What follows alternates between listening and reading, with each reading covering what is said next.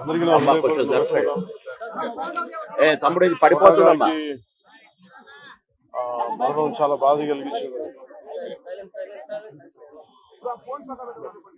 ఇప్పుడు బాబు మోహన్ గారు కానీ కోట గారు కానీ ఇద్దరు ఇప్పుడు యాదృచ్ఛికంగా వారు కూడా ఇక్కడ ఉండడం జరిగింది.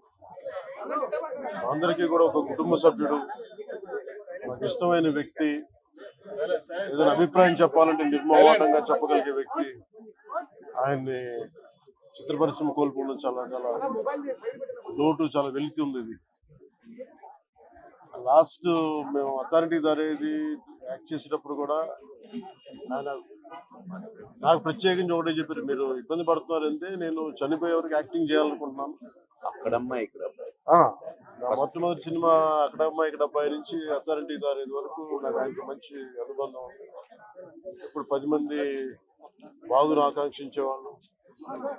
ఆయన ప్రత్యేకించి నేను అడిగాను, మీరు ఇంత ఈ వయసులో ఇబ్బంది పడలేదు. లేదు, నా కష్టాలను అధిగమించడానికి నాకు నటనే నాకు మరుపు, ఇది నాకు చాలా ఇదిగా చెప్పారు. నాకు బాగా కదిలించేసింది. నాకు అలాంటి వ్యక్తి ఎంతమంది పరిణి చెందిన నటులు ఉన్నా కానీ ఆయన విశిష్టమైన శైలి, గొప్ప నటులు, ముఖ్యంగా బాబు మోహన్ గారు, ఆయన కాంబినేషన్ మటుకు మేమందరం విపరీతంగా ఎంజాయ్ చేసేవాళ్ళం.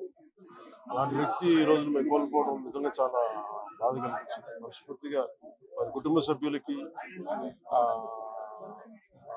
మనస్ఫూర్తిగా నా సానుభూతిని తెలియజేస్తూ వారి ఆత్మకి శాంతి చేకూరాలని మనస్ఫూర్తిగా ఆకాంక్షిస్తూ మనస్ఫూర్తిగా ప్రార్థిస్తున్నాను.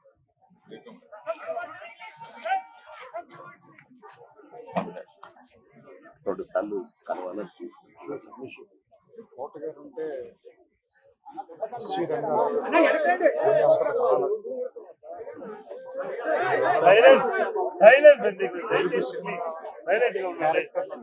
చరిత్ర ముగిసిపోయింది.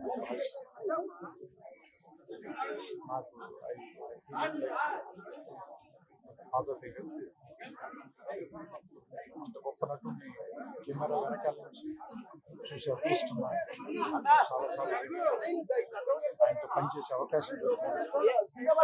చాలా అదృష్టం వ్యక్తిగతంగా కూడా ఆయన చాలా ఆయనకి కూడా రావడం, సినిమా షూటింగ్ సమయంలో కూడా ఆయనతో మాట్లాడటం